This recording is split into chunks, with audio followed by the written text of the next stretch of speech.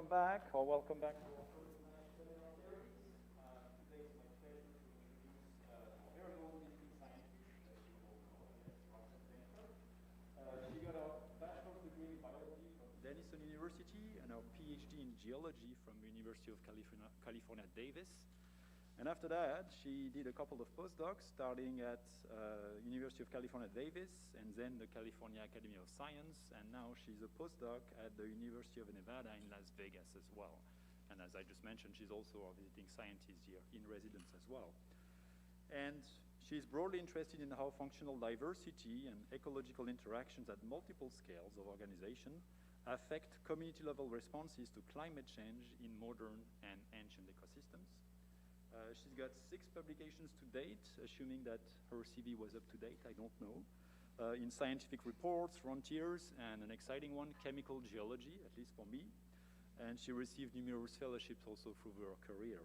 And today she's going to focus on her recent postdoctoral work that is reconstructing food web networks and examining community structures from fossil communities from a very long time ago. And without further ado, go for it, Roxanne.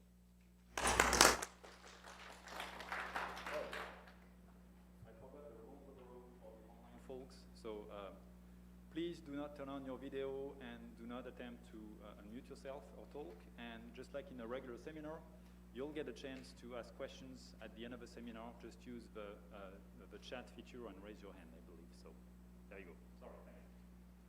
Great. Thank you so much, everybody. And yes, today I'll be talking about functional diversity in Mesozoic food webs, and actually this is very timely because the paper with the same title as this talk just came out today, so you can find it on Frontiers in Ecology and Evolution. It's very exciting. Okay, so today I'll be talking a little bit about ecosystems and food web networks, a little bit of background on that, and then I'll talk about how we actually try to reconstruct food web networks from ancient ecosystems. As you might guess, we can't observe those interactions, so the way that we get at that in the fossil record is very different from how modern ecologists do it. So I'll talk about the methods, results from that work, key takeaways, and then I'll also get into some of the work that I just presented at a conference last week where I've started doing this on some even older ancient ecosystems from the Ordovician as it relates to biological invasion. And so food web networks are models that we use to describe the energy flow in ecosystems. And so on the left is a picture that I borrowed from education.com, and often food web networks are represented as arrows moving from a prey item to the predator. So that, again, that represents the flow of energy in the system. And so we can also represent this schematically. If you look at the picture on your right that I borrowed from Shaw et al. 2021, nodes, or those circles, denote taxa in the network, and links denote the interactions among all the different taxa in the network, with the arrow always pointing towards the predator. And a lot of people here might be familiar with this, but trophic position is essentially the position of a species within the food web. So that ranges from primary producers at the base of the food web all the way to apex predators, things like sharks in the ocean or wolves in terrestrial environments. And interactions, it's all of those multitude of interactions that in the entire network that determines the trophic position for each individual taxon. And again, it's those species positions that determine the flow of energy in the network.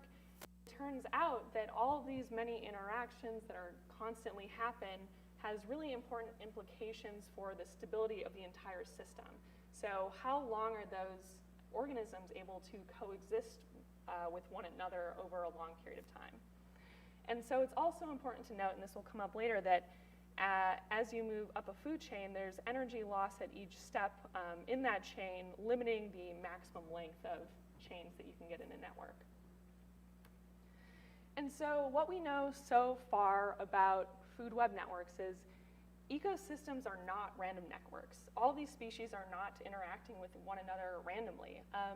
And we know that real ecosystems are quote unquote better than random ones. And so when I say better, I just mean they're less prone to cascading extinction. They're more stable when exposed to perturbations like human interference or climate change in the fossil record.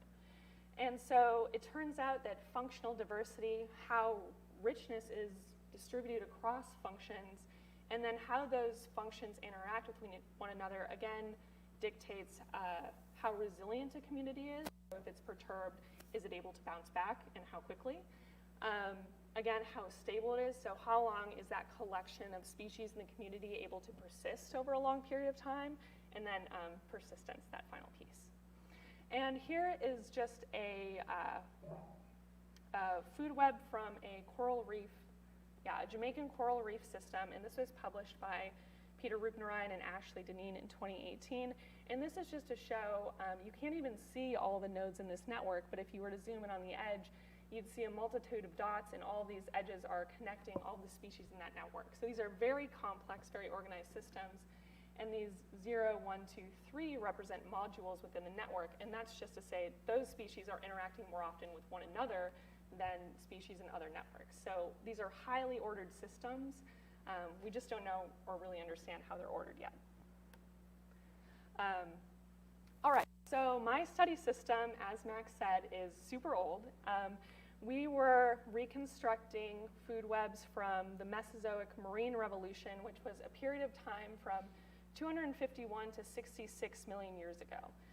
Here's a nice artistic representation of what that might have looked like. So you're starting to see a lot of the things in modern organisms, but you have some weird stuff like these Mesozoic marine reptiles that are very cool. And then here, just to orient us in time, if we go back to the beginning of Earth history, 4.5 billion years ago, moving upward all the way to the modern, and then the Mesozoic is this period of time here, right here. And so the Mesozoic marine revolution was really, really cool because before that in the Paleozoic, we had a really simple marine community. There were just a lot of things living low on the benthos, but this was the period of time where we see immense taxonomic diversification, functional diversity, and enhanced energy use globally. So again, what caused the Mesozoic marine revolution? It's largely due to increases in the available energy in marine communities during that time, which occurred both due to the coming online of new sources of primary production. So here's a nice figure from Nolan Follows 2016. And on the x-axis is geologic time moving from 250 million years ago all the way to the present, where the Mesozoic stops at 66 million years ago. And you can see these different primary producer groups, coccolithophores, dinoflagellates, and then diatoms, all start to increase in the diversity either earlier in the Mesozoic or by the end of the Mesozoic. So aside from those new sources of energy that we see in pelagic environments, we also see the utilization of untapped energy resources.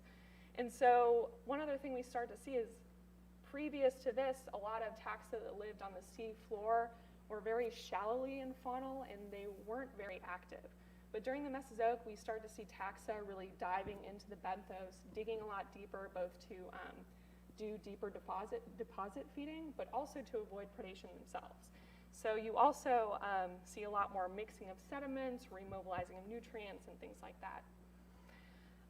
And this overall led to escalating predator-prey dynamics. So this idea was first introduced by Gary Vermeer in 1977. And it's the idea that if you have a prey item that's producing greater defenses, which we saw during this time in the form of more fancy shell sculptures and mollusks, thicker shells, more active avoidance of predators, so swimming away. And then, so once you have prey items escalating, you have predators that are escalating to overcome those escapes. And then you keep sort of escalating like that. And then, okay, new primary production, escalation, and all of these feedbacks sort of kept feeding back on each other. And we just see a lot of taxonomic and functional diversification during the Mesozoic marine revolution. So the area that I'm focusing on reconstructing food webs from is from the Tethys Sea. So here is a map of what the continental configuration would have looked like about 200 million years ago during the Triassic. And these continents would have been closer together in a supercontinent Pangaea, and now we're starting to see them ripped apart. So this would be South America, Africa, North America, and this eventually becomes Europe and Asia, India, Antarctica. I think this would be Australia there. And just to orient us in time again, one more thing. And the fossil data that we used to reconstruct food webs was taken from this large Tethys seed basin. So I do want to emphasize that the food webs that I'm reconstructing are averaged over both space and time. So they present a general picture. They're not, what you would get exactly if you went outside and did the same work. But I'll talk about that a little bit too. And then I targeted communities from the Middle Triassic, from the Anisian series, the Upper Triassic in the Carnian, the Jurassic, the Middle Jurassic and the Bathonian, and then from the Lower Cretaceous in the Aptian. So 4 communities going from the early Mesozoic to the late Mesozoic.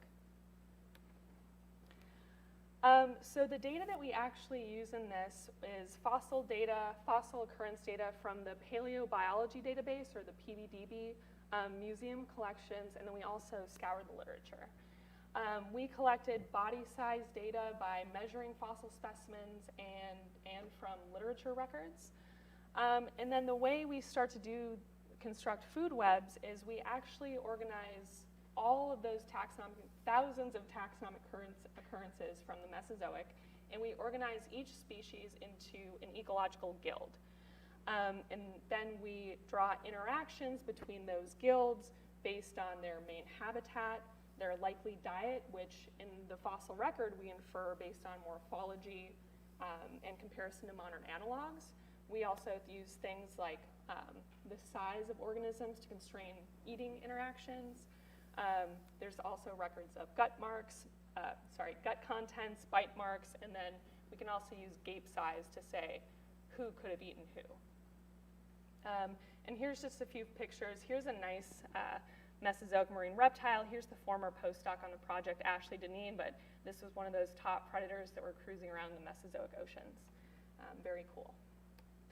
And here's what that guild level network would look like. So we organized all the taxa into these categories: epifaunal, sedentary, facultative planktivores, pelagic carnivores, et cetera, et cetera.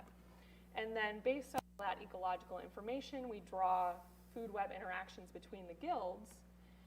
And then I mentioned this earlier on, but since we're working in the fossil record, we are not able to observe those interactions directly. So what we do is, using the guild level network, we randomly generate 1,000 species level networks by randomly drawing species from each guild and then drawing interactions to other species that are consistent with the guild level network. And so we generate 1,000 species level networks per each of those communities that I mentioned earlier.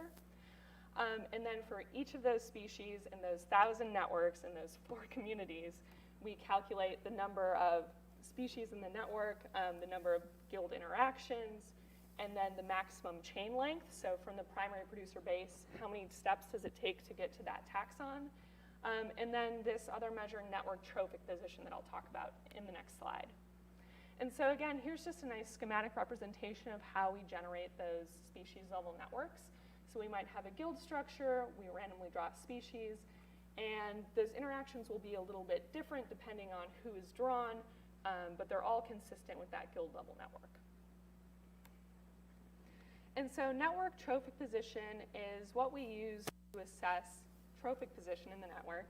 And here's the equation we use to calculate that for each species, but essentially it's the average shortest distance of a predator's prey species to a primary producer. And another more simple way to think about that, if you look on the right, here's a schematic diagram from our paper that's just out. If we look at P as the primary producer moving up a food chain, taxon 1 is going to have a high NTP because it's feeding only on a taxon that is, again, at the end of another long food chain, whereas taxon 2 is feeding on that purple node, but it's also feeding a lot closer to the primary producer level, so it's going to have a lower network trophic position. Okay, so getting into how we analyze this data. Oh, sorry, I want to back up one more time. Then we collapse these down to guild level means across all 1,000 species level networks. So I'm dealing with those guild level means that have been condensed from 1,000 networks, and those are the data points that I'm using now in the subsequent analyses. So essentially, I used a Bayesian ANOVA to compare the mean network trophic position between our three communities. So these areas represent the differences in distribution of guild level network trophic position for that community. So basically, let's see, yes. Moving from the Carnian, or from the Anesian to the Carnian, from the oldest to the second oldest, we see a decrease in overall network trophic position in those networks. And we see then subsequently moving from the Carnian to the Bathonian, we see another increase in community network trophic position. We also repeated this procedure for maximum chain length. And we found that moving from the Anesian to the Carnian, we saw a credible decrease in, oh, that's a typo, dang it. We saw a credible decrease in MCL between the Anesian and the Carnian. And then finally, we also did this for log mean guild body size. And we saw very similar patterns again, where there was a decrease in this parameter from the Anesian to the Carnian, and then an increase in this parameter from the Bathonian, from the Carnian to the Bathonian. And then we do not see a lot of change in these parameters moving from the Bathonian to our youngest, most recent community in the Aptian.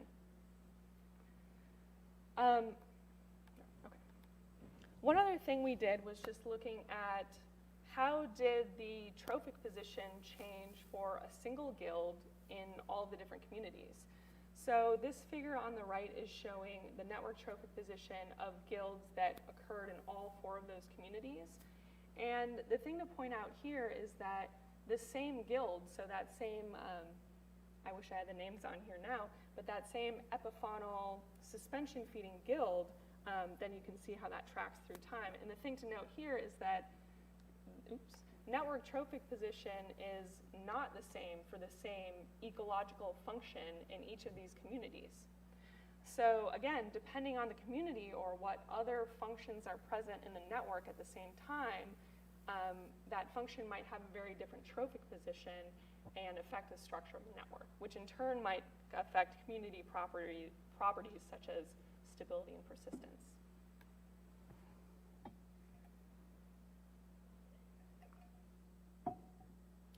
Okay, so we also wanted to look at the relationship between maximum chain length and network trophic position.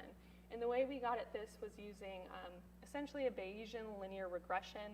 And these figures that I'll show you show 100 best fit lines from the MCMC draws relating guild mean network trophic position and maximum chain length in figure A here, and then also the relationship between network trophic position and guild mean body size in the bottom panel. And so we found overall that the relationship between network trophic position and log body size was a distinct relationship in most of the communities, but it was also different in all of the communities. So there is some spread here, but I do want to note that you can pretty clearly see that these, oh, shoot, forgot to put the key on this. That's too bad. This is the Anesian community, has the highest slope, followed by the Bathonian community here, and the Aptian community here. And then what's interesting is there is not really a relationship covered between NTP and log body size for the Carnian community. So that's different than the others. And overall, the positive relationship between network trophic position and body size makes sense because we know that size limits what you can eat. If you're a bigger animal, you can eat more stuff, and that means you can also eat larger body size things that probably have a higher network trophic position. And so it's also interesting that we see per unit increases in body size are higher in the Anesian as opposed to the Bathonian and Aptian. And so we think that this might be a signal of increasing modernity in the food webs because we're seeing much larger taxa feeding at intermediate levels, which is something that we see a lot more top-level consumers feeding at intermediate levels in the food web in modern systems also. So things like sharks might be able to eat other predators like sharks, but they also eat a lot of fish that are feeding on things closer to the primary producer level. All right, so we also examined the relationship between network trophic position and maximum chain length. So here on the x-axis, we're showing maximum chain length, guild mean maximum chain length, and on the y is network trophic position. And we notice that the Bathonian has a distinctly higher slope in this space when compared to all other communities. And we notice that while there's a similar maximum chain length, or for the same maximum chain length, the Bathonian community consistently has higher network trophic position values. And then again, it's interesting that for the Carnian, this relationship is less well-defined in general. So there's more of a spread in those Bayesian estimates. And then finally, I thought it was very interesting that the Anisian community, the oldest community in our data set, had a slope most similar to the youngest community in our data set. So if you think about the context of the Mesozoic marine revolution, increasing primary production throughout, you have much more vigorous ecological predatory interactions. So even though these two systems were very different ecologically and likely had very different energy sort of budgets, you're still sort of seeing similar network structure. So what does this mean? So here's a figure, again, from that recent paper, that now paper. So what's going on with this higher relative network trophic position for guilds of the same maximum chain length in the Bathonian? So here's the previous figure expanded, where here node 1 represents some taxon, perhaps from the Bathonian community. And we notice that, again, these taxa have high network trophic position values, but they only reach a maximum chain of about 4. But in all these other communities, we see a lot more feeding at these intermediate trophic levels. And so essentially, we attribute the slope of this line to there was less trophic omnivory, or less trophic. Oops. There was less trophic omnivory in the Bathonian food web, and so you have way more top predators who are sitting at the ends of these long food chains, as opposed to in these other food webs, the most powerful consumers were feeding at a number of intermediate trophic levels. And so we think that this was likely enabled by, again, increasing primary production during this time, because I mentioned this earlier, but the amount of energy that makes it to the top of the food chain, let me rephrase that. At each step in the food chain, energy is lost. So there's a limit to how long a food chain can be. And so if you have a larger primary producer base, then you might be able to sustain more of these very long food chains. And so starting in the Triassic, we have pretty low primary productivity from these groups. And then in the Jurassic, where we see the Bathonian around here, we see a lot more primary production. So we think that enabled the presence of a larger proportion of long food chains in the Bathonian. Oh, okay.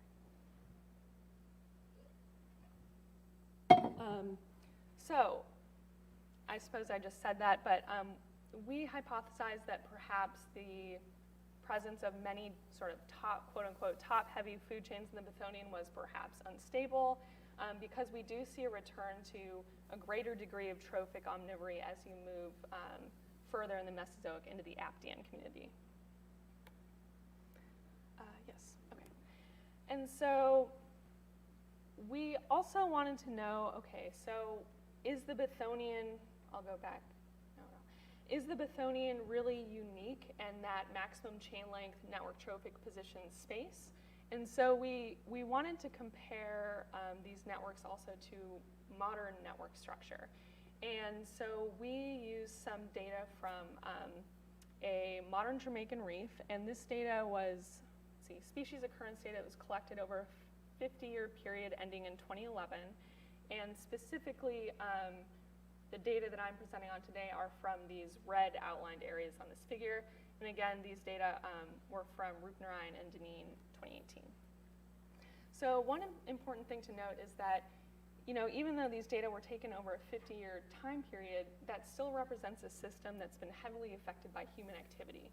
So these are not pre-human system, these are not pristine pre-human systems that we're looking at. And it is also important to note that since about 7,000 to 5,000 years ago, we've seen about a 71% decline in shark abundance. And so that's a really important piece of the trophic puzzle that we're missing there. And so if we treat the Jamaican data the same way that we treated the Mesozoic data and plot them on that maximum chain-link network trophic position plot, we see that the Bethonian is in fact not unique. Results overall from this work showed that, or we hypothesized that sharks and large predatory fish from the Aptian were very responsible for creating those shorter food chains. And since many of those predators have been extirpated from the modern reef community,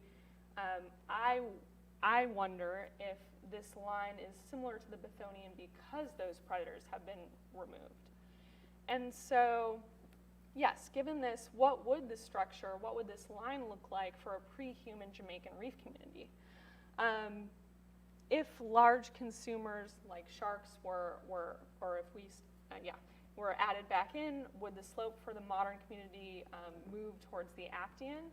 And so I think if we did add those predators back into maybe the Jamaican food web network and we saw a decrease in the slope, then that would provide very strong evidence for how much top consumers, powerful consumers, control the overall structure of these food web networks. In contrast, if we saw a pre-human Jamaican reef slope in this MCL NTP space that looked more similar to the Bethonian, I think that this might imply that factors other than primary production that enables long chains and top consumers that perhaps limit long chains might be very important to mediating network structure. And so overall, some of the key takeaways are, some other authors have suggested that Phanerozoic community structure, or rather, community network structure was in place as early as 540 million years ago during the Cambrian. But we see pretty clearly here that there were significant shifts in community trophic position and energetics, so evidence here would suggest otherwise. We also see that ecosystems are not static, and neither are gills, so their position within the network very much depends on what other members are included in the system. And also, I thought this was pretty cool. We talk about so much how ecosystems are restructured after extinction, but this also shows that there's a lot of ecosystem restructuring that happens in association with diversification and increasing functional diversity and complexity. And so we really can't assume that all ecological functions will perform the same in different contexts. Thinking about restoration of systems, how well will an introduction effort work if that system is already so changed that it can't reintegrate into the network? And so those are the kinds of things that I'm just thinking about there. Okay, so next I just wanted to talk about going further back in time, reconstructing late Ordovician food webs, so that's about 420 million years ago, particularly as it relates to this biological invasion that we actually see recorded in the fossil record. And so I'll just talk a little bit about biological invasion in the context of this study, a little bit about the geologic setting of this work, and the results so far. And so I think we're all really familiar with the idea of biotic invasion here, but essentially it occurs when species move to an area distinct from that their place of origin. And as we all know, this is increasingly common due to human activity and climate change, whether it's an unintentional introduction from ballast water, an intentional introduction trying to modify a landscape, so the introduction of kudzu into the southeast, the cane toad, there's many examples.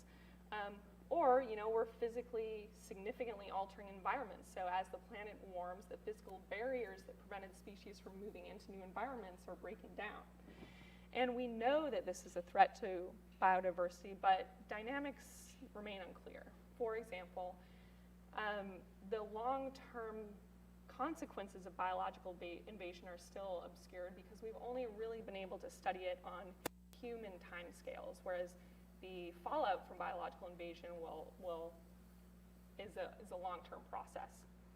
And there are also, again, consequences for community structure, like I've been talking about in the Mesozoic work, which again has really important implications for how stable is that community and how will it be able to persist in the future. And so I'll bring this back up at the end, but I just wanted to mention one recent biological invasion would be the warming that drove the invasion of the king crab into Palmer Deep more recently. And so just to, reorient us in geologic time, so I'll be talking about the Ordovician system, which occurred about, occurred about 420 million years ago. Might be a little off here. But here is where we are in geologic time, blown up to the specific rocks that we'll be looking at. So again, here is essentially that time scale broken up more finely into a series of sequences. And what's really cool about this system is, unlike the Mesozoic food webs where my food webs spanned like 10 to 20 million years, that's a big time average. These span about 2 to 4 million years. So we have a much tighter time constraint. And also these rocks are really, really well studied. So we know that these species were populations that were very likely interacting with each other. This is not a big scale ocean web like I just showed. This is on a much tighter geographic scale also. And just to show you what the continental configuration again looked like about 450 million years ago, we are looking at here, so you can see the outline of what will eventually be North America at this time. Here's the only continental landmass, and the rocks I'm talking about were deposited on a continental shelf in Cincinnati, what is now Cincinnati, right about here, right there. Oh, yes, and so I just wanted to mention a few more things. The Richmondian invasion is an invasion recorded in this time series, and it occurred at about C4 here, and it was due to rising sea level caused an incursion into a previously isolated basin, so a bunch of species were able to invade into that previously enclosed seaway. And the networks that I'll be reconstructing or talking about briefly today are from the C2 sequence and the C7 sequence, so before and after the invasion. And I'll not go over the methods too much. I use the same methods as I did on the Mesozoic data, and the lines look a little bit different here just because I've shown confidence levels instead of that spread of estimates. But again, we can see that relationship between maximum chain length on the x-axis and network trophic position on the y-axis. And two things that I noticed right away were that the slope is much more defined, well-defined for C7 than for C2. And then also C7 has a steeper slope. So what does that mean? Possible explanations for that slope being more defined in C7 versus C2. First of all, I did forget to mention this. In this study, these food webs so far represent only data from the PBDB.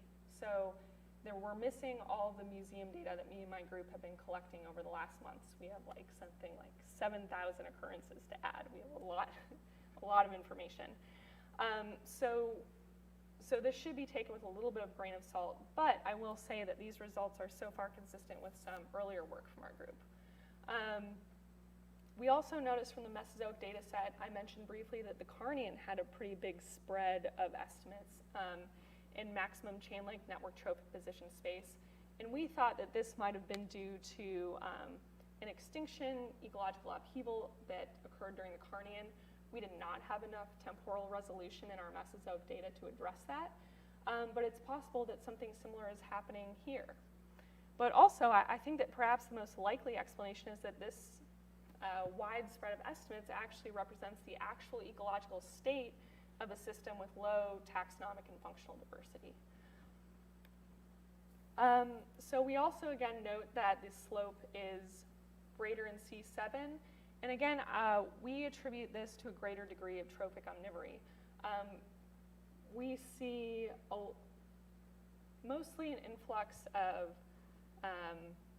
filter feeders during the invasion, but by the end of the invasion, we also see new predators in the system. So things that would have functioned quite a lot like modern crabs would have, and they were called eurypterids. And then finally, I just want to show you, I compared the Ordovician data to the Mesozoic data. And right off the bat, I think the thing that's really notable is if you're just looking at the maximum chain length for the Ordovician versus the Mesozoic communities, you have much longer chain lengths in the Mesozoic community. And this shouldn't be surprising because, again, we see a lot more functional diversity by 200 million years later. There's a lot more going on. There's a lot more critters eating other critters. And so it makes sense that we're just going to see longer long food chains and an overall expansion of the food web network. Also, I wanted to note, oops, that got cut off. You know, the Bathonian, I think I mentioned, was a time of great innovation. That's when we see a lot of those really interesting Mesozoic marine reptiles. And so we wonder, too, if we might be seeing something similar in the C7 sequence, given that this community also experienced an influx of new predators after the Richmonian invasion. And so, yeah, essentially preliminary data indicate that there were some minor changes to those Ordovician food webs. I'm definitely excited to see where things land once we're able to add the museum data. We again see a changing relationship between network trophic position and maximum chain length, which again might be influenced by the small data set, but helps us to form hypotheses and test hypotheses about Ordovician ecology. And then, yes, is this a true ecological signal? And the next step that I want to take, we have a really nice data set from Antarctica, and unfortunately we don't have a pre-invasion community to test it against. But I plan to start building that network. So again, we can compare these more simple networks from the Ordovician to these sort of more simple modern networks from the Antarctic to see, are we recovering similar patterns, things like that.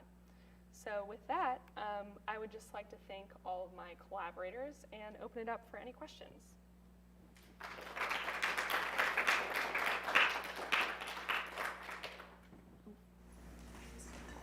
Any questions from the in-person audience?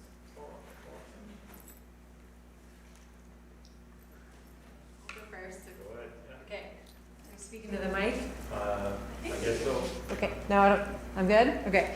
So I have kind of a general question about using like fossil samples and these kinds of things to reconstruct ecology. There are probably some biases associated with the data set, like gelatinous things that don't appear. And I was wondering if you could just kind of speak generally about how that might impact your results and how you interpret things. Yeah, that's a terrific question, something that paleontologists struggle with constantly. And so this work, or that question has been addressed. The paper that I kept mentioning from Rupenrein and Deneen in 2018, they reconstructed those tropical reef food webs, and then they subjected them to fossilization. So then they put a filter on the data, and they kept only the stuff with hard parts that is found in the fossil record. And they found overall very similar patterns when comparing those two reef networks, but they did find that basically the upper end of the network was truncated. So you lose some of the information about how long chains can be and maximum network trophic position and things like that. So you sort of see a smaller network, but when we're using the same method to compare or applying the same method to different communities, at least they're all biased in the same way. So does that answer your question? Yeah, cool, thank you. Yeah.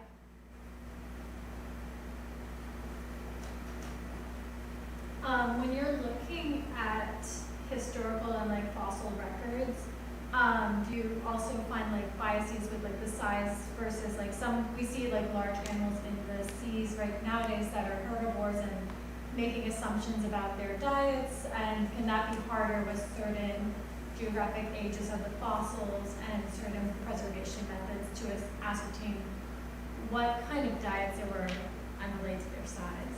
Yeah, definitely. So we are,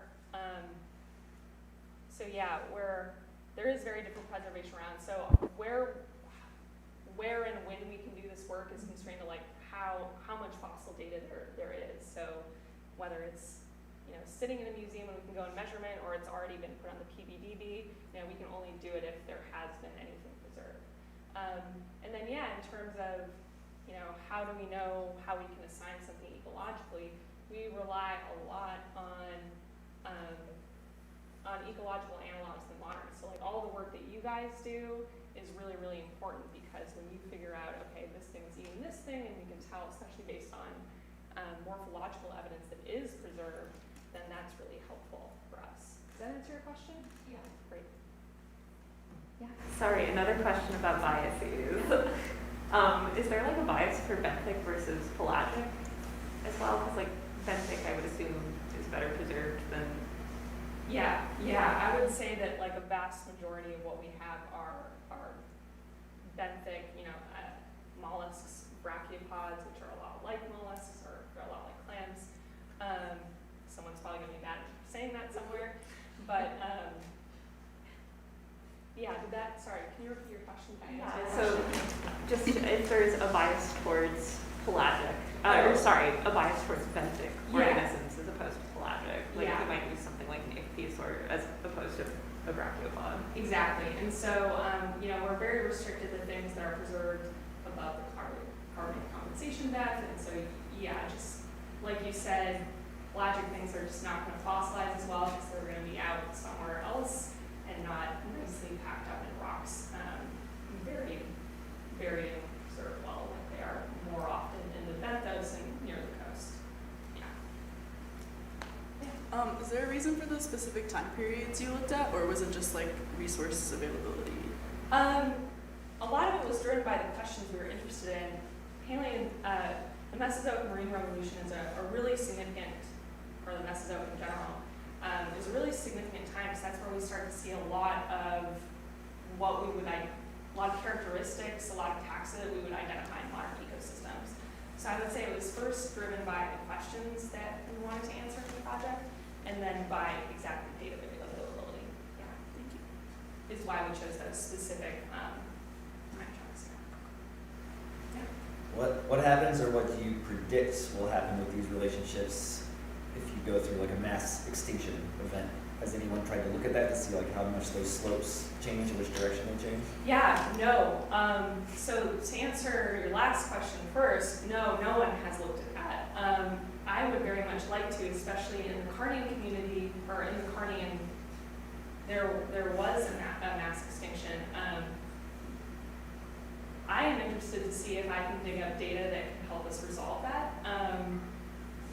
But to answer your question, I don't think anyone has looked at that. And what I would predict, though, is that those relationships would break down a lot, because like the